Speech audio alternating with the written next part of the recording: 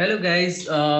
हमारे last video में हमने फंडामेंटल क्वांटिटीज के बारे में बताया था और साइंटिफिक अप्रोच क्या होता है and importance of scientific approach, why it is required. ये हमने डिस्कस किया था फर्स्ट वीडियो में। तो हमने ये डिस्कस किया था कि देयर आर 7 फंडामेंटल क्वांटिटीज और known as base quantities which we use to determine all other quantities, and those quantities which we derive using this base quantities or fundamental quantities are called derived quantities. तो first video में हमने ये discuss किया था और scientific approach का steps क्या होता है ये हमने डिस्कस किया था। इस वीडियो में हम जितने सारे फंडामेंटल क्वांटिटीज है और बेस क्वांटिटीज है उसका यूनिट्स क्या है, ऐसा यूनिट्स में हम लिखेंगे। हमने स्टैंडर्डाइजेशन के बारे में बात किया था। All over the world the unit that is used to measure a physical quantity should be same. So उसके बारे में बात किया था। तो आज हम देखेंगे कि ये जो सारे फंडामेंटल क्वांटिटीज है इसका यूनिट क्या है। ठीक है, तो first of all what is unit. Unit क्या है?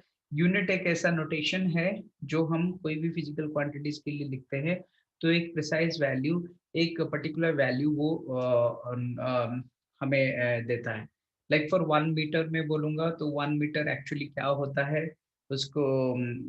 1 मीटर जो स्टैंडर्डाइजेशन है, स्टैंडर्डाइज किया गया है वो कैसा है, 1 किलोग्राम, तो उसका स्टैंडर्डाइजेशन क्या है।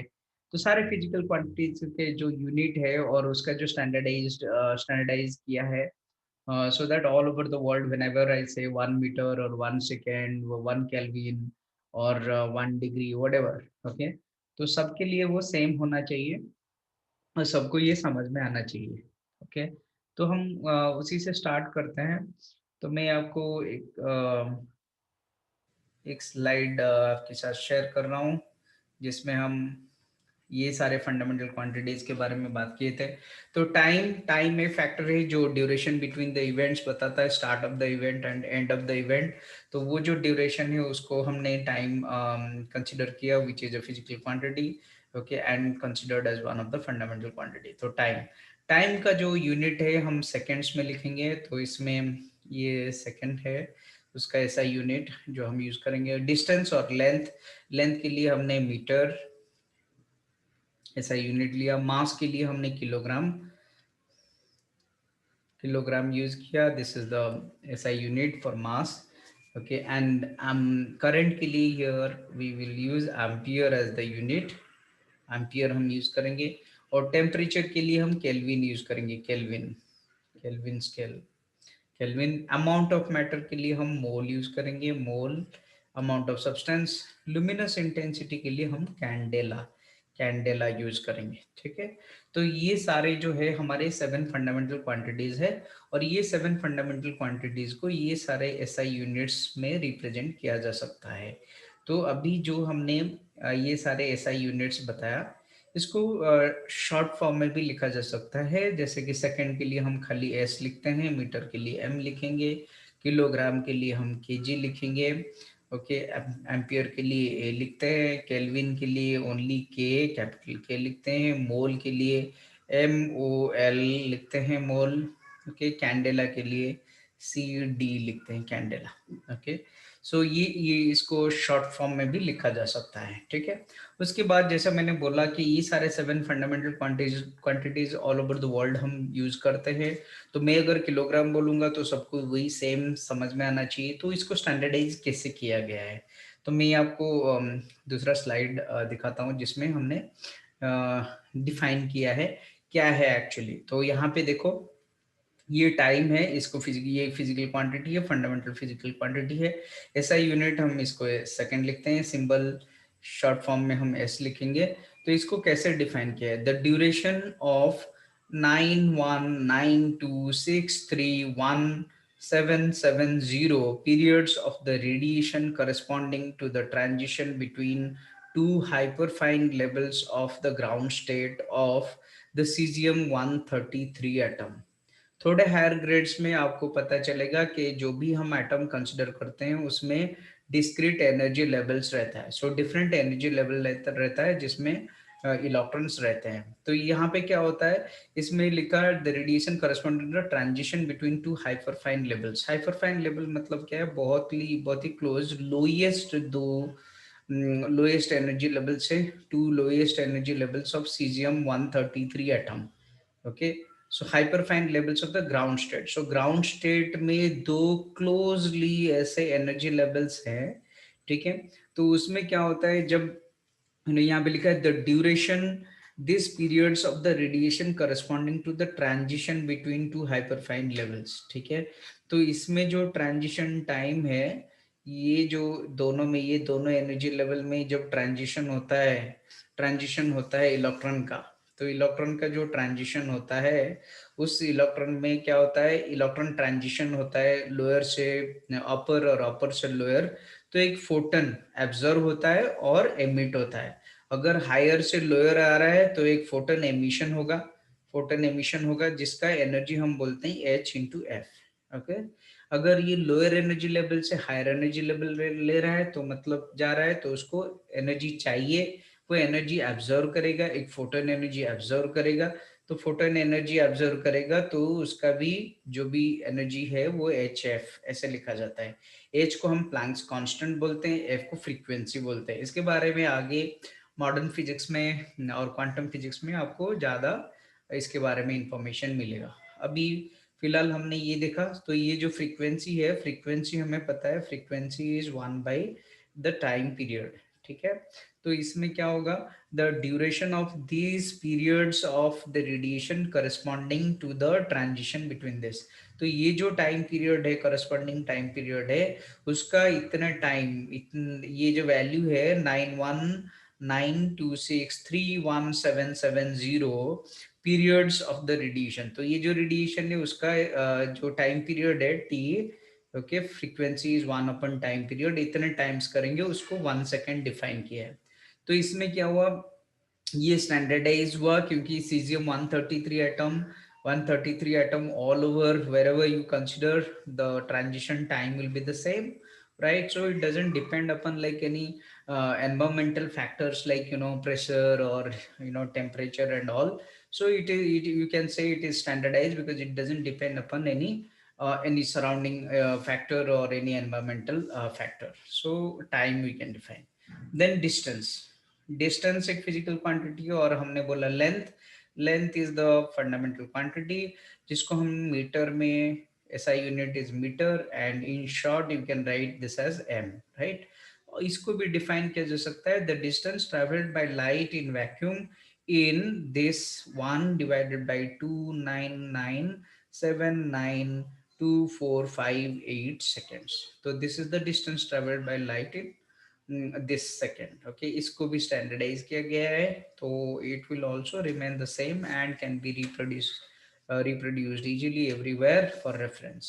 Okay, next is mass को हमने किलोग्राम बोला, SI unit is kilogram, and in short we write it as kg.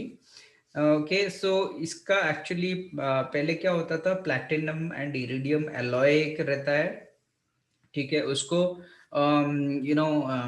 ऐसे प्रिजर्व करके रखा गया है so that there will be no change in the environmental condition and no change in the size, shape और volume और density of that material. पहले ऐसे लिया जाया गया था, ठीक है. और डिफरेंट डिफरेंट जगह पे, डिफरेंट कंट्रीज में इसको सेम मॉडल जो है वो प्लेस किया गया है. तो उसको पहले हम स्टैंडर्डाइज मानते थे.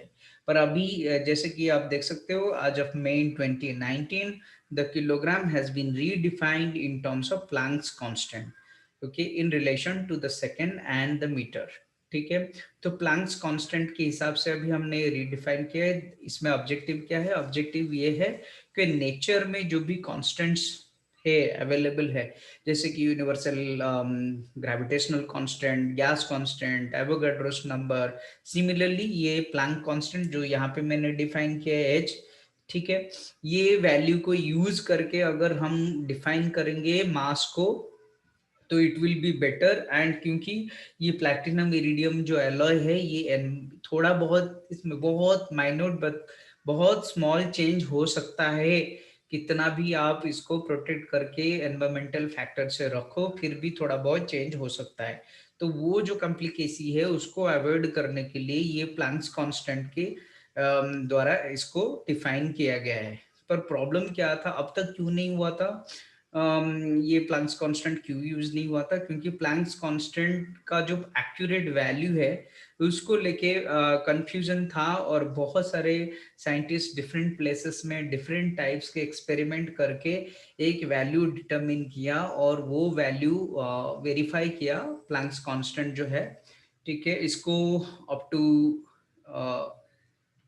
4 सिग्निफिकेंट फिगर्स में अगर लिखते हैं तो ऐसे 6.626 इंटू 10⁻⁻34 जूल सेकेंड ऐसा है। इसके और भी 3-4 डिजिट्स तक उन्होंने डिटरमिन किया है। ठीक है, और इसका रिलेशन कैसा है मास के साथ, मैं यहाँ पे थोड़ा सा इंफॉर्मेशन देना चाहता हूँ, आगे जाके आप लोग मॉडर्न फिजिक्स में इसके बारे में पढ़ोगे। तो हमने अभी जस्ट लिखा ई एनर्जी जो होता है, एनर्जी को हम Planck's constant multiplied with frequency लिख सकते हैं, और सेम चीज को Einstein's mass energy equivalence relationship use करके हम ई एम सी स्क्वायर भी लिख सकते हैं। तो इसका मतलब ये है कि मैं एम को लिख सकता हूँ from this expression that h times f divided by c square. ठीक है, तो यहाँ पे ये जो एच वैल्यू है, ये जो अगर कांस्टेंट है तो फिर ये फ्रीक्वेंसी और ये सी स्क्वायर वैल्यू, इसको लेके for particular value of frequency you can determine what is the mass.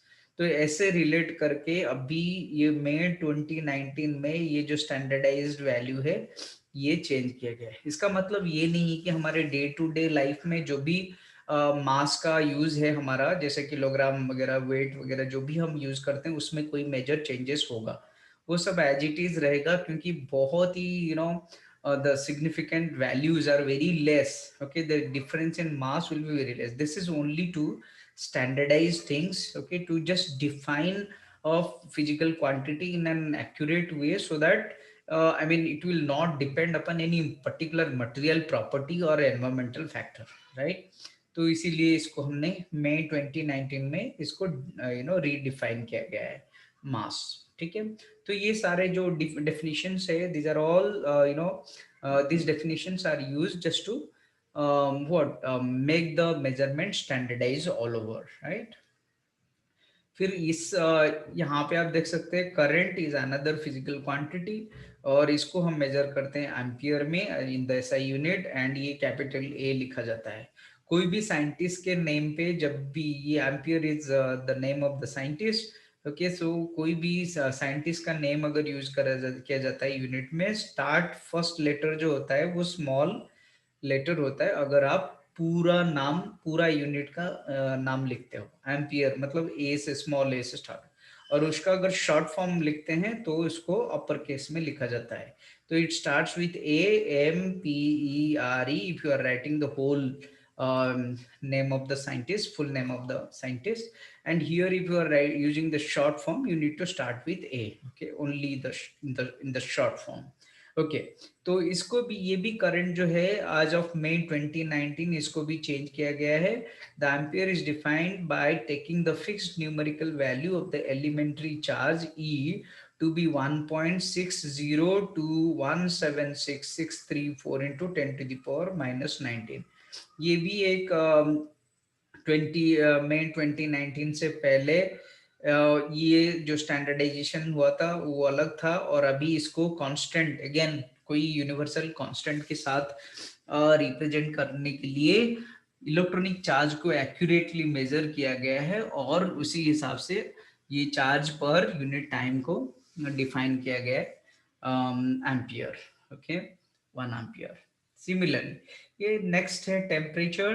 Temperature का जो भी एसआई यूनिट है वो है kelvin. Kelvin again scientist name, you can C small के से स्टार्ट होता है, अगर आप शॉर्ट इन शॉर्ट लिखते हो तो कैपिटल के यूज होता है। ठीक है, तो it is defined by taking the fixed numerical value of the Boltzmann constant. Boltzmann constant, another constant that we use in physics, which is 1.380649 10 to the power minus 23 when expressed um, in the unit joule per Kelvin, which is equal to this. Okay, this kg meter square per second square per Kelvin, right? तो ये temperature का definition है, ऐसे define किया जाता है।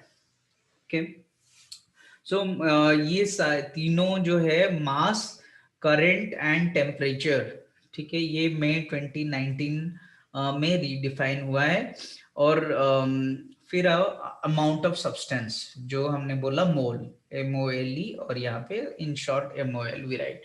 Mole of a substance or mole of particle is defined as exactly this number 6.022140076, which is known as the Avogadro's number। ठीक है, और मोल ऑफ सब्सटेंस अगर मैं बोलूंगा तो इतने नंबर पार्टिकल्स को एक वन मोल बोला जाता है, विच में बी एटम्स, मॉलिक्यूल्स, आयंस और electrons.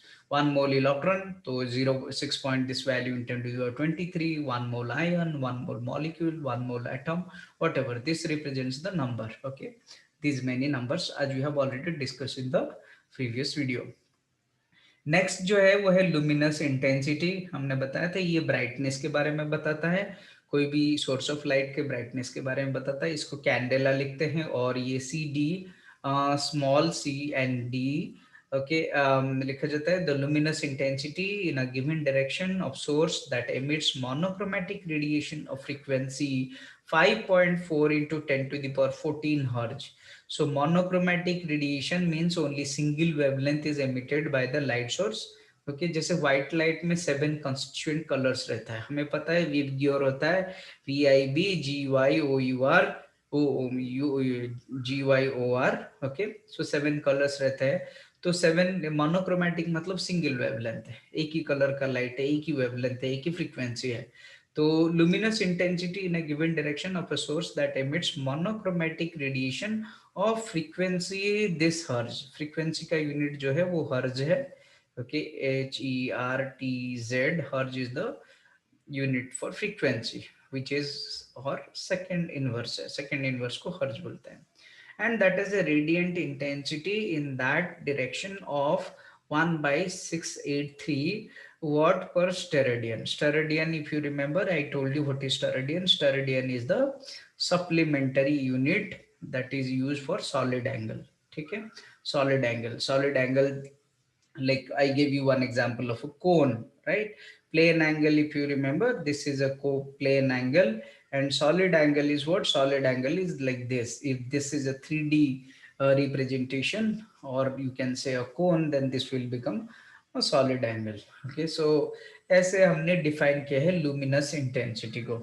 so these are all fundamental quantities with their SI unit and how they are defined, so that there will be a standardization all over the world, and can be easily reproduced, and no need to transfer that, or take the reference of the physical model, just to go to some lab and compare that particular model which is kept for 1 kilogram or whatever, like one candela, with the one we are using.